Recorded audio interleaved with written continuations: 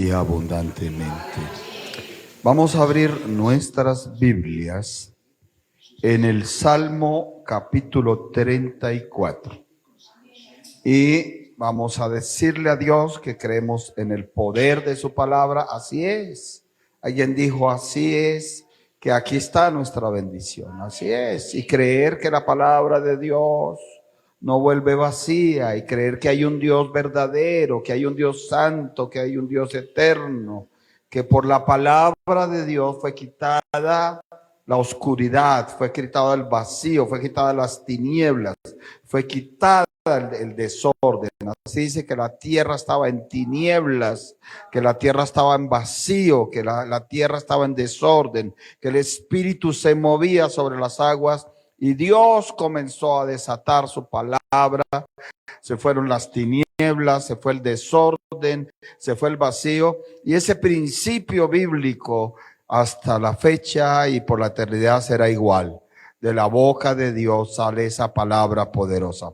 Salmos capítulo 34, versículo 19 y 20. En el nombre del Padre, en el nombre del Hijo y en el nombre del Espíritu Santo de Dios. Salmos capítulo 34, versículo 19 y 20. Dice así: muchas son las aflicciones del justo, pero de todas ellas le librará Jehová. Él guarda todos sus huesos, ni uno de ellos será quebrantado. Título de esta enseñanza, de esta administración: esperanza y más esperanza. Tomen asiento, por favor, y pongan muchísima atención a lo que Dios nos quiere hablar y entregar.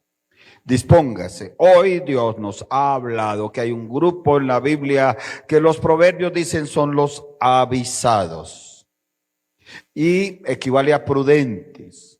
Equivale a gente que está pendiente de Dios, que conoce su palabra. Pero hay otro grupo que son los simples. No les importa, les resbala el llamado de Dios, y que no seamos hallados nosotros entre el grupo de los simples.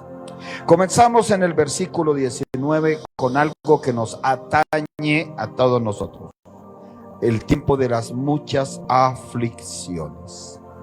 Y en este tiempo nosotros tenemos que reconocer que es como si se hubiera aumentado. Me gusta ver la sinceridad de la palabra de Dios, como dice, muchas son las aflicciones. Es decir, que hay más de una aflicción para el justo, y que el justo no está exento de las aflicciones, porque aflicciones también tiene el impío, aflicciones también tiene el tibio, aflicciones también tiene el justo, el que busca a Dios. Y dice que muchas son esas aflicciones. O sea que podemos entender que esas aflicciones tienen que ver con lo familiar, con lo sentimental, con lo económico, con lo físico, con lo espiritual. Pero el versículo sigue diciendo ahí algo maravilloso: pero de todas ellas le librará Jehová. ¿A quién? Al justo. Entonces, ¿cómo enfrentar esas muchas aflicciones? Es una pregunta. La Biblia nos muestra que esas aflicciones prácticamente son inevitables. Que así querramos nosotros, hay tiempos de aflicciones. ¿Cómo enfrentar esas muchas aflicciones? Cuando Dios me anuncia que en su palabra, que de todas ellas, qué hermoso que la palabra dice, todas ellas me librará Jehová, me librará Dios. Debe surgir en el justo algo. Ese algo se llama esperanza. Por eso el título de la enseñanza es esperanza y más esperanza. Amén. Sabe que la esperanza es contrario al abatimiento.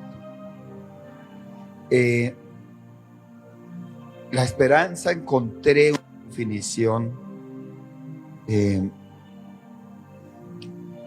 judía, hebrea, que dice que es una definición, una forma de espera arraigado, con raíz, con una cuerda. De ahí viene la palabra esperanza para ellos. En lo bíblico quiere decir una expectativa segura y una confianza. Vamos nosotros a mirar un poco atrás el Salmo 34, versículo 17 dice: claman los justos y Jehová oye. Y yo quiero que pensemos lo siguiente, que hay que clamar siendo un justo, siendo un obediente a Dios, a su palabra, pero también hay que clamar creyendo que Dios nos oye. Porque de lo contrario, se pierde el tiempo, se pierde la oportunidad y no va a actuar Dios. Dice el versículo 17: y los libra de todas sus angustias. Por favor, yo quiero que usted haga uso de su buen entendimiento, de su buena inteligencia, de su buena comprensión, y vaya a la palabra y note que en el versículo 17 habla de librar y en el versículo 19 habla de liberar. Y en ambas habla estos versículos que es Dios el que algo hace en su reino, en su poder, en su gloria, para librar al justo que clama. El versículo 17 dice: y los libra de todas sus angustias. Y usted, como está mirando conmigo y estamos estudiando, usted dice: carambas, aquí resulta que habla de las angustias en plural y habla de las aflicciones en plural. Sí, habla de eso, porque la Biblia reconoce que hay tiempos en donde los que buscamos a Dios, en los que amamos a Dios, en los que estamos en Dios, por más que lo estemos amando, vienen angustias, vienen aflicciones. Amén. Pero lo importante es levantar la esperanza de que así como la Biblia de Dios nos advierte que hay angustias, así como la Biblia de Dios nos reconoce que hay muchas aflicciones, también la Biblia de Dios nos dice que hay un Dios que nos libra de todas las angustias y que nos libra de todas las aflicciones. Pero en ambas se necesita un requisito indispensable: estar en el grupo de los justos. Y los justos somos los que cumplimos la justicia. ¿Cuál justicia? La de Dios. ¿Dónde está la justicia de Dios establecida? En sus mandamientos, en sus preceptos, en sus órdenes, en su palabra. En pocas palabras, ser un justo es aquella el que le gusta obedecer a Dios, que le gusta conocer a Dios, que le gusta buscar a Dios, que le gusta conocer la voluntad de Dios y permanecer en la voluntad de Dios. El versículo 18 del Salmo 34 dice: cercano está Jehová a los quebrantados de corazón y salva a los contritos de espíritu.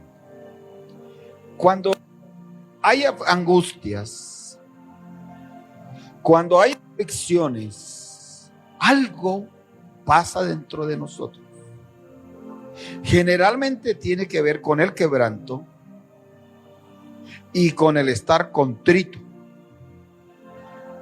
Generalmente tiene que ver con el quebranto de corazón. Claro, la persona ve las angustias, ve las aflicciones que hace, se quebranta de corazón.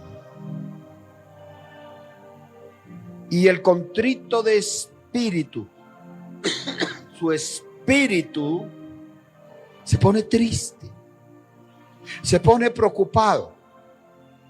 Yo quiero usar una palabra que es muy sinónima a este contrito, es abatimiento. El abatimiento en la Biblia es un profundo desánimo. Entonces la palabra podría decir que por las muchas aflicciones, que por las muchas angustias, el corazón como que se rompiera por el profundo desánimo. También una palabra sinónima a esto es tristeza. La persona cuando tiene contrito de espíritu, el espíritu se le entristece. Y Dios quiere que nuestro espíritu esté como alegre, en el gozo de la salvación. No es fácil. Ante las angustias y ante las aflicciones. Y ahí surge el asunto tan importante. ¿Qué me ayuda a mí en medio de un abatimiento profundo, de un profundo desánimo, de una tristeza? A salir de eso, la esperanza y más esperanza. Pero no solamente las aflicciones y las angustias traen abatimiento. No solamente traen profundo desánimo. No solamente traen tristeza. Traen agotamiento físico. Hay mucha gente que físicamente no tiene fuerzas, pero no es los músculos, no es la alimentación, no es el que no duerma, no es el que no esté tomando vitaminas, sino que sencillamente su estado de abatimiento, su profundo desánimo, su tristeza le hace que su cuerpo reaccione con una debilidad tremenda. Pero también hay un agotamiento espiritual que es grave. Es muy grave el agotamiento espiritual. Por eso la Biblia usó muchas veces figuras de una lámpara con un aceite encendida. Muchos han creído que esa lámpara y esa luz significa el interior del hombre, el espíritu del hombre, y que Dios puso ese espíritu dentro del hombre para tener conexión con él, para estar en esa conexión adorándolo, buscándolo, confesando su nombre, orando, clamando, intercediendo. Pero dicen, así como las lámparas, hay lámparas que registra la Biblia que ya no tienen aceite y no tienen luz. En pocas palabras, esa lámpara no serviría para nada sin aceite y sin luz. Entonces muchos usan esta figura para decir que no sea tu espíritu así, un espíritu que está ahí, pero no tiene aceite, unción, presencia del Espíritu Santo. Y no tiene luz. ¿Cuál luz? La de la esperanza. Esperanza y más esperanza. Generalmente también hay pérdida de fuerza moral. Nosotros, la iglesia, tenemos una fuerza moral. ¿Cuál es esa fuerza moral? ¿Qué es lo moral? ¿Qué es lo ético? Lo ético es la conducta correcta y lo moral son los principios y los valores de Dios. Dios, a lo que le llama bueno, nosotros debemos llamarle bueno. Y Dios, a lo que le llama malo, nosotros debemos llamarlo malo. Lo que Dios hace es lo bueno, es lo correcto, es lo honesto, es lo justo. El ejemplo de Jesús de Nazaret es un ejemplo moral, porque su vida fue apartada del pecado, porque su vida fue entregada a la misericordia y al amor de los dos, de los demás, pero al conocimiento del Padre y de la palabra, al sacrificio, esa tabla moral tan grande que dejó Jesús de Nazaret, que por amor se sacrificó por otros. Pues aunque usted no lo crea, como dicen por ahí, hay una fuerza moral. Esos valores de Dios, Si tú los tienes dentro de ti, te dan fuerza para hacerlo. Y cuando vemos un mundo inmoral,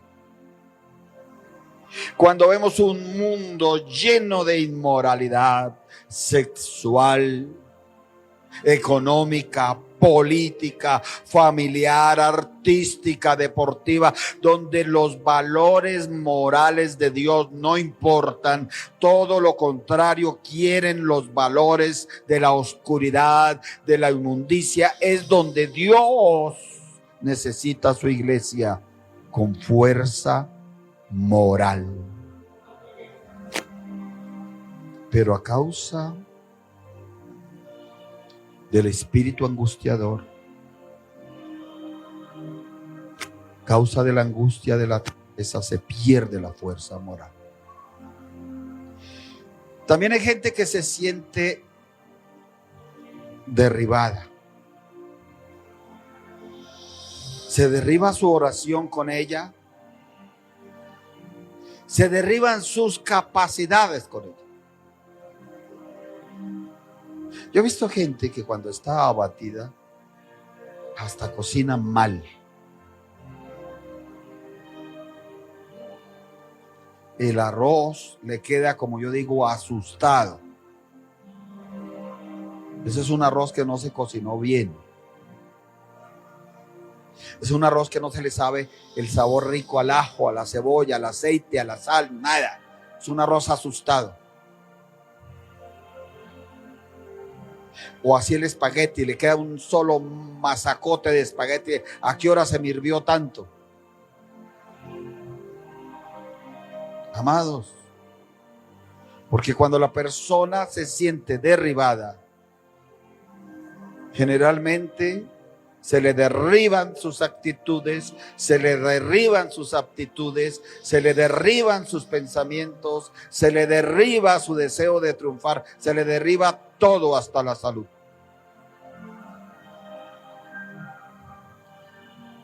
También se le desarrolla un espíritu humillado, todo lo humilla, o mejor dicho, se siente humillado. Ve, dicen a sí mismos, si yo no hubiera nacido, no tendría que soportar esto.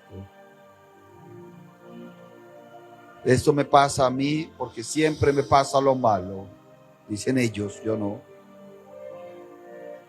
Y cualquier cosa los hace sentir como lo peor, como que nadie les quiere, como que nadie les ama.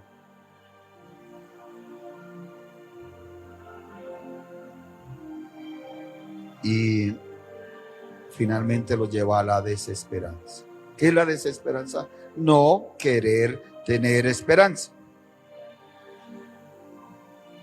Y la esperanza es clave para vencer. Mire usted conmigo, 1 Corintios 13. Si no alcanzo a dar este mensaje hoy, todo lo trataré de dar dentro de la gloria a Dios por la serenata que nos están brindando. 1 Corintios 13. Dice así la palabra del Señor.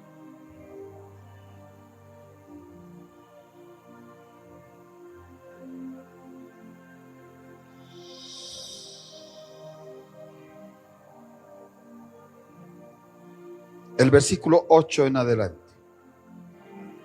El amor nunca deja de ser, pero las profecías se acabarán y cesarán las lenguas y la ciencia acabará. Debería llamarnos la atención que la Biblia declara que todo ese mover profético que ha habido y que va a haber todavía por un tiempo, se acaba. Que todo ese mover lenguas, ese mover espiritual que ha habido y que va a haber y sigue habiendo por un tiempo, se acaba. Que la ciencia, hablamos de la ciencia de la revelación de Dios, se acaba. El versículo 9 dice, porque en parte conocemos y en parte profetizamos. Está diciendo aquí el apóstol, hay cosas que por más que nos esforcemos no vamos a conocer. En parte las conocemos. Hay cosas que por más que nos metamos en revelación, en parte profetizamos, otras no las vamos a entender, no las vamos a conocer. Dice el 10, mas cuando venga lo perfecto, entonces lo que es en parte se acabará. Eso parcial se acabará. ¿Cuándo va a venir lo perfecto? Cuando venga Jesús por su iglesia. ¿Cuándo va a venir lo perfecto? Cuando el Señor Jesús separe lo maldito de lo bendito. ¿Cuándo va a venir lo perfecto? Cuando la iglesia sea levantada ya y sea purificada. Amén. Dice que las bodas del Cordero son para purificar también. Amén. O terminar de purificar. El versículo 11 dice, cuando yo era niño hablaba como niño, pensaba como niño, juzgaba como niño, mas cuando ya fui hombre dejé lo que era de niño. Yo me río, perdónenme, pero es que esto deberíamos conocerlo todos los cristianos y deberíamos vivirlo todos los cristianos. Sí, cuando éramos niños se justificaba que habláramos como niños. Cuando éramos niños se justificaba que pensáramos como niños. Cuando éramos niños se justificaba que juzgáramos como niños. Hay personas que se juzgan unos a otros como niños, como niñas peleando por un novio, como niñas peleando por un muñeco, como niños peleando por un carrito. Mas cuando ya fui hombre dejé lo que era de niño. El 12 dice, ahora vemos por espejo oscuramente, mas entonces veremos cara a cara. Ahora conozco en parte, pero entonces conoceré como fui conocido. Tremendo. Pablo va a conocer como fui conocido. Para ser tremendo cuando muchos le digamos, uy, fuiste conocido como el apóstol más grande después del Señor Jesucristo. Y el versículo 13 dice, y ahora permanecen la fe, la esperanza y el amor. Estos tres. Pero el mayor de ellos es el amor. Entonces muchas predicaciones es dele y dele y dele con el tema del amor. Perdone, hermano, por amor. Sí, claro, eso es importante. Pero a mí me dice la Biblia que hay otros dos importantes. La fe y la esperanza. Y estamos hablando de que la esperanza es una forma de espera. Es arraigarse con esa cuerda. ¿Cuál cuerda? La de la seguridad. Es tener una expectativa segura y una confianza firme. Hay pruebas y hay angustias y la Biblia nos habla de ellas. Salmos 42, versículo 5. Salmo 42, versículo 5. Dice la palabra del Señor en el Salmos capítulo 42, en su versículo número 5.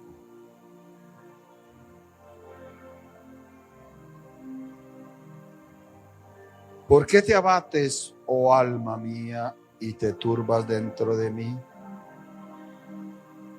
Espera en Dios, porque aún he de alabarle, salvación mía y Dios mío.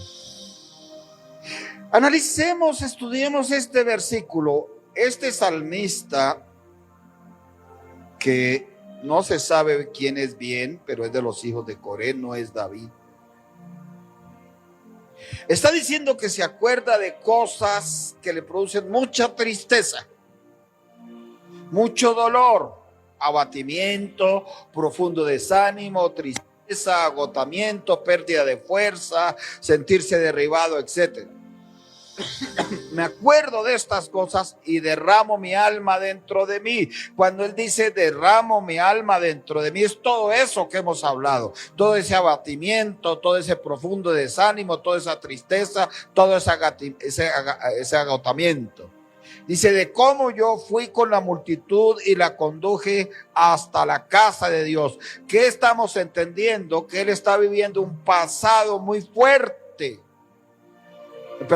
Un presente muy fuerte y se acuerda de un pasado donde era alegre.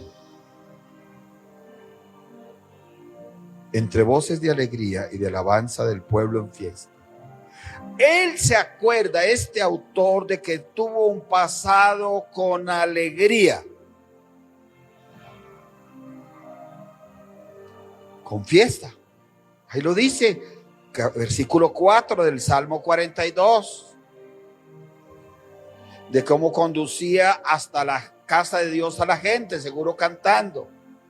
Y eso le producía a él ese recuerdo, que su alma entrara en todo ese proceso de abatimiento, de profundo desánimo, de tristeza, de agotamiento. Pero escuche esto, lo importante de pronunciar, de hablar, de confesar, de estar orando, de estar en la presencia de Dios, de estar con la palabra de Dios, de estar hablándose a sí mismo. Si el diablo te hizo un daño, pues tú le dices, el diablo me lo paga 7 veces más. Amén. Si el diablo vino a hurtar, a matar, a destruir, es cuando tú te acuerdas de la palabra de Dios. Le dice, pero Jesús de Nazaret vino a darme vida y vida en abundancia. Y si el diablo ha salido por un camino, tú dices, pero escrito está que mi Padre eterno lo hace huir por 7 caminos.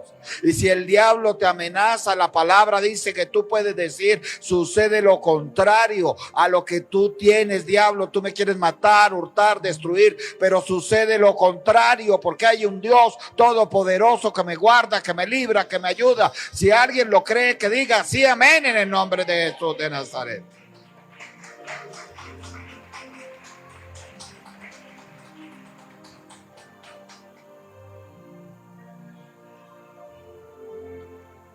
Y las personas tenemos que reflexionar. Hoy recordamos mucho a nuestra pastora Carmen y oramos por ella. Porque uno de los puntos magníficos que ella tenía en sus intervenciones de predicación era que si la palabra no produce algo en nosotros, tal vez recibimos una información. Y tal vez nos vamos informados de la iglesia. Nos informamos. Qué bueno, qué interesante esto de la palabra. Pero no pasa de una información, no produce nada. Pero si nosotros nos disponemos para que esa palabra de Dios nos penetre, nuestra alma, nuestro espíritu, nuestro cuerpo, nuestra mente, muy probablemente va a suceder una transformación. Y nuestro Dios es Dios de transformarlo todo si Él lo desea. Y algo que nos ayuda para que suceda una transformación es una reflexión. Este hombre aquí reflexionó que tuvo un pasado de alegría, de mucha alegría y de fiesta, pero que ahora tenía un presente de abatimiento, de tristeza, de temor, de profundo desánimo, de agotamiento físico, de pérdida de fuerza moral. Pero en esa reflexión, él mismo se da una respuesta. Dice el 5 del Salmo 42. ¿Por qué te abates, oh alma mía, y te turbas dentro de mí? Qué lindo. Que las personas, en vez de estar mirando afuera cuando tienen un conflicto grande, miren adentro primero. Que las personas, en vez de estar mirando afuera a ver a quién le echan la culpa, miren adentro. Y reflexionen con la palabra de Dios. Yo bendigo a mi pastora que nos enseñaba. No. Tampoco es que usted reflexione de cualquier forma o por cualquier consejo o por cualquier filosofía. No, reflexiones conforme al plan de Dios, conforme a la palabra de Dios, conforme a la voluntad de Dios. Y él sabía que su alma estaba abatida porque tenía que ver algo de su alma con Dios. Y dice, espera en Dios, porque aún he de alabarle, salvación mía y Dios mío. Él pronuncia una palabra profética que le sostuvo y le dio vida. ¿Cuál? Aún he de alabarle.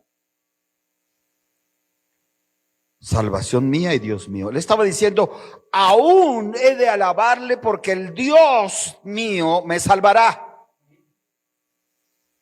Pero cuando usted lee con cuidado se da cuenta que él acuñó entre la tristeza, entre el abatimiento y el profundo desánimo y la palabra profética de bendición que acuñó, la esperanza.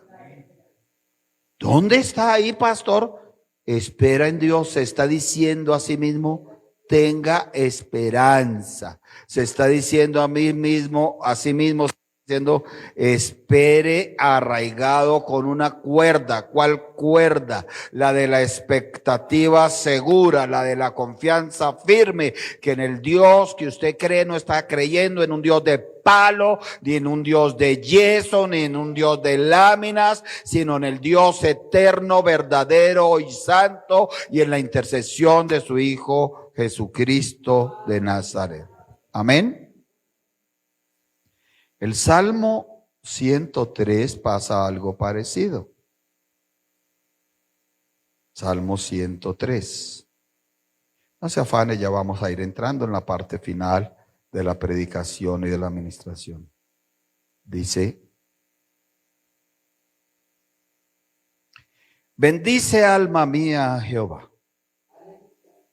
y bendiga todo mi ser su santo nombre. ¿Qué recordamos de este versículo? Que lo que pasa en el alma nos toca a todo nuestro ser. ¿Se acuerda el ejemplo que le dije? Que el abatido le queda feo el arroz. Le queda el arroz asustado. Y el arroz asustado es feo, ¿no le parece o no? Eso no se sabe si quedó crudo o cocinado, desabrido para rematar. Amén. No hay como hacer un arroz bien hecho, bien rico. Dice, bendice alma mía a Jehová y no olvides ninguno de sus beneficios. Y le dice el versículo 3, Él es quien perdona todas tus iniquidades, el que sana todas tus dolencias, el que rescata del hoyo tu vida y el que te corona de favores y misericordias. Se está dando a sí mismo o nos está dando a los que leemos una palabra de ¿qué? De esperanza. Porque el que está en un hoyo, su vida, ¿qué es lo que espera? ¿Comida allá en el hoyo? No. ¿Agua allá en el hoyo? No. Yo pienso que si alguien dice, oye, mira, te he visto en el hoyo, te traje unos tenis nuevos, te traje una sudadera nueva, el del hoyo le dice, gloria a Dios por esos tenis nuevos y esa sudadera, pero sácame de aquí. Y ahí sí me entregan la sudadera y las medias y los tenis. Entonces le está dando una palabra de esperanza, porque él mismo recibió esperanza. Él está dando una palabra de esperanza, porque él mismo tuvo su vida en un hoyo. Sí, claro. Pero la segunda parte del versículo 4 dice, el que te corona de favores y misericordias. Hay que aspirar a salir del hoyo para poder recibir la corona de favores y de misericordias. A mí me gusta la gente que es avisada, ¿verdad? Yo sé de una persona que se agarró de esta palabra alguna vez que se predicó. Y ella se escribió un aviso para sí mismo. Y se escribió corona de favores y misericordias. Y esa persona decía, pues es que a quién no le va a gustar una corona de favores y de misericordias. Y decía, y este aviso me recordaba todos los días que si la Biblia anuncia que hay una corona de favores y misericordias, es porque sí la hay. Pero me anunciaba que yo no podía estar en el hoyo, porque si me caía en el hoyo, no iba a recibir la corona de favores y misericordias. La corona de misericordias y favores es para el que se deja sacar del hoyo. Amén. Vamos a ver algunos ejemplos de luchar esperanza contra esperanza. El domingo el Señor me dijo, háblales que hay un espíritu angustiador, hay un demonio angustiador suelto. Invítales, el que quiera ir que venga, me dijo el Señor, el que no, si vienen 10, atiende a 10, si vienen 1000, atiende a los 1000, si no vienen, lanza tú la palabra. Porque el Señor me decía, cuando alguien guerrea, quiere guerrear, quiere salvarse, quiere salirse del hoyo de angustia, de desesperación, entiende que la fe, la esperanza y el amor son armas poderosísimas contra la brujería, contra la hechicería, contra la tristeza, contra la enfermedad. Y vamos a ver Romanos 4. Yo creo que no nos demoramos mucho. Y usted tiene esperanza, de todas formas, que va a almorzar muy bien. Entonces no se vaya desesperanzado, pero termínele el tiempo a Dios. Romanos 4, dice la palabra del Señor.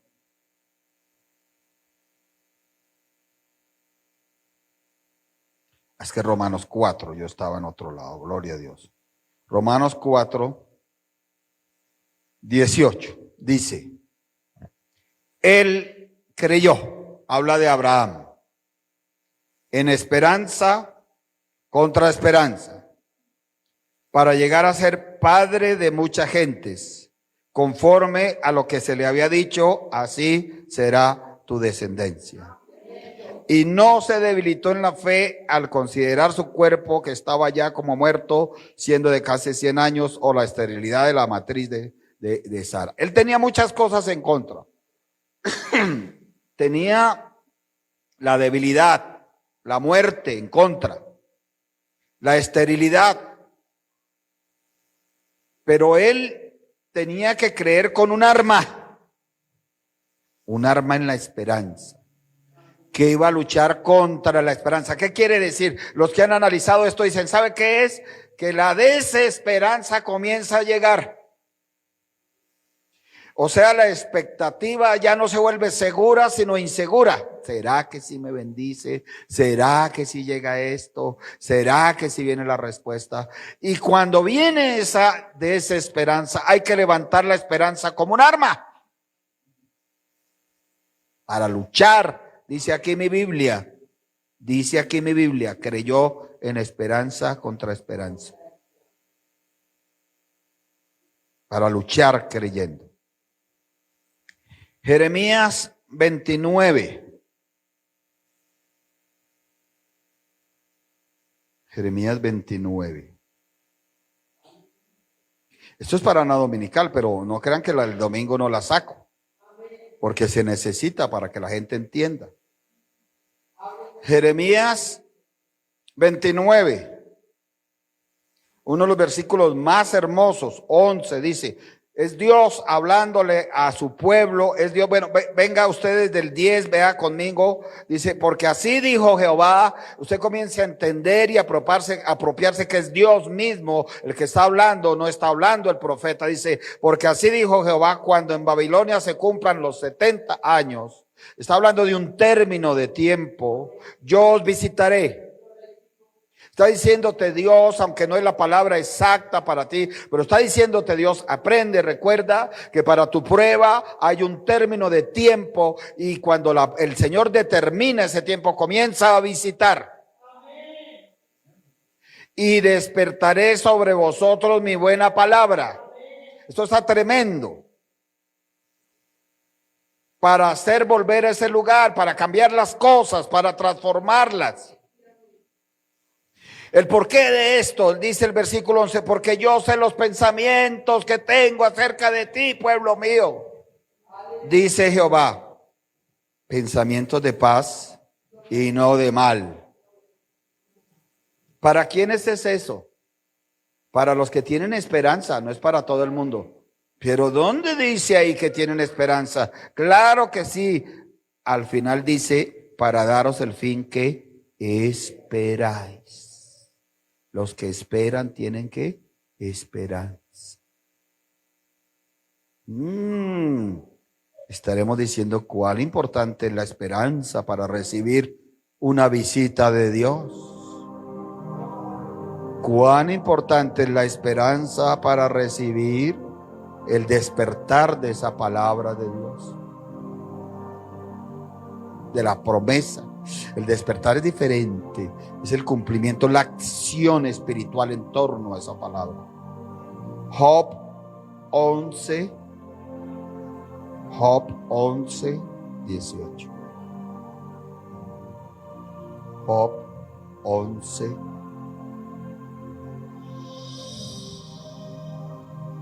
Dice el versículo 18. Tendrás confianza, porque hay esperanza. Mirarás alrededor y dormirás seguro. Te acostarás y no habrá quien te espante, y muchos suplicarán tu favor. Algunos dicen que la confianza aquí equivale a la fe. Son similares. Está diciendo Dios, tendrás fe, tendrás poder. Si tú tienes poder, tienes fe. Si tienes fe, tienes poder. Pero tendrás fe, tendrás confianza porque hay esperanza. O sea que alguien dice, si no hay esperanza, no hay confianza. Mirarás alrededor y dormirás seguro. Si no hay esperanza, no hay seguridad. Te acostarás y no habrá quien te espante. Hay mucha gente que por la noche no duerme por los espantos. Pero es diferente el que dice, en paz me acostaré y asimismo dormiré, porque solo tú, Jehová, me haces vivir confiado. Ese se acuesta en confianza y en esperanza. Job, estamos en Job 11, 18. Job 11, Job capítulo 11, versículo número 18. Va a pasar una revolución aquí. Que Dios me dé la salud para poder ministrar. Y el Salmo 62, me ha tocado encerrado. Discúlpenme ustedes si no me presto para salidas, para visitas, porque no puedo por el momento. Hasta que me termine de recuperar totalmente. Salmo 62.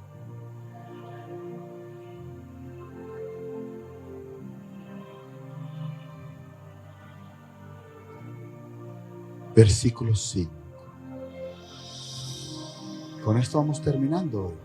Para que no se afane. Ve, usted tuvo esperanza, ya va a salir a almorzar tranquilo. Dice Salmo 62, 5. Alma mía, en Dios solamente reposa, porque de Él es mi esperanza. Mira, quiero terminar con esto. Por favor, entiéndanme. Si hay algo que anhela toda la humanidad, toda, es reposo en el alma o un alma reposada. Ayer veía un especial de una modelo famosa en Europa. Y es una modelo famosísima que tiene muchísimo dinero. Porque ya los abuelos, el abuelo fue uno de los principales directores de cine italiano y la abuela fue una de las actrices más famosas de todos los tiempos, europea, hermosa. La mamá fue hija de esos abuelos, ya heredó mucho y siguen recibiendo regalías porque siguen siendo unas películas que a la gente le gusta y libros y regalías y esto. Fuera eso, la mamá también fue actriz y fue modelo, todo eso para la hija. Pero cuando usted ve que entrevistan a esa mujer, usted lo primero que le nota es fastidio hacia la gente y hacia sí mismo. Sin ser usted o ser yo un experto en análisis de las personas, usted detecta esta persona tiene un conflicto en el alma. Por falta de esposo, por falta de hijos, por falta de felicidad, lo que sea, no lo sabemos, pero a ella se le nota eso. Muchísima gente que consume droga o sexo, juegos, es por falta de reposo en el alma. Y aquí dice, alma mía, en Dios solamente reposa. Hay que enseñar al alma que ella solamente repose en Dios, no en el dinero, no en las fincas, no en el ganado, no en los apartamentos, no en los viajes, no en las pensiones, no, en Dios. Está bueno para repetirlo, Señor me ayude. Pero nadie puede reposar su alma si no tiene ¿qué? Esperanza. Porque de Él es mi esperanza. Yo no había elaborado este mensaje. Esta mañana dudaba si venía o no venía por el clima y las condiciones en que estaba. Parémonos, vamos. El enemigo se ha movido pero está reprendido en el nombre de Cristo Jesús. Señas de que ese ayuno tuvo que haber sido muy poderoso y el fruto que viene es grande. Ya hasta daño se ha metido a hacernos, pero el Señor reprende al devorador. Y estaba abajo esperando a mi esposita porque se había demorado un poquito. Y usted sabe que las damas no se demoran. Sonríale a la persona de al lado, dígale a las damas no se demoran, dígale. Ellas no se demoran. Ellas no se demoran. Son las más diligentes. Y ahí el Señor me dio este mensaje.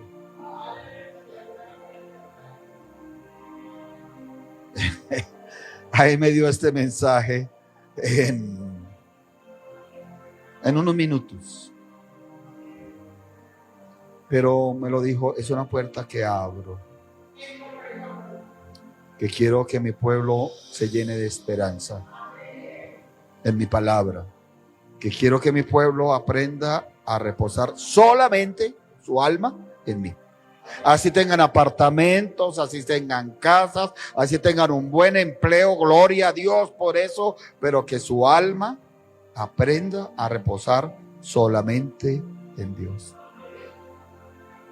Vamos a ponernos en pie y vamos a darle gracias a Dios. Pastora, por favor, suba. Hace la oración y da la bendición porque yo ya... Gloria a Dios, amén. Gracias, Señor. Gloria a Dios. Que Dios los bendiga poderosamente a todos ustedes. Alabamos tu nombre, Señor, adoramos tu nombre, exaltamos tu nombre. Dile gracias, Señor, por esa palabra que hoy trajiste a mi vida. Gracias, Señor amado. Gracias por tu fidelidad, Señor. Gracias, Altísimo Creador, porque si tú dices, Señor amado, que hoy traes esperanza a nuestras vidas, las has traído a lo largo de este mensaje. Dile gracias, Señor. Gracias por la esperanza que hoy nos das. Gracias, papá, porque en esa esperanza nos vas a dar victoria, porque en esa esperanza nos vas a dar bendición. Dile, Señor amado, gracias, Señor amado, gracias, eterno Dios. Hoy salgo de aquí lleno de la esperanza en ti. Hoy mi alma entra en reposo. Dile, alma mía, hoy entras en reposo. Entras en el reposo de Dios. En Dios solamente confías. En Dios solamente está tu esperanza. El Dios eterno es solo tu ayudador, tu socorro, tu fortaleza. Y sea cual sea la circunstancia que estés viviendo, Dios te ayudará, Dios te favorecerá, Dios te socorrerá. Porque tu esperanza y mi esperanza está en el alto y en el sublime, en el Dios todopoderoso, en el hacedor de maravillas. ¡Aleluya! Dale un aplauso con gana al Dios de esperanza. ¡Aleluya! Levanta tus manos hacia el Dios de esperanza bien arriba y recibe en esta mañana más esperanza permanente y creciente. Recibe la bendición del Padre, la del Hijo y la del Espíritu Santo de Dios. La bendición espiritual, física, económica y afectiva. Que Dios te continúe bendiciendo, iglesia preciosa.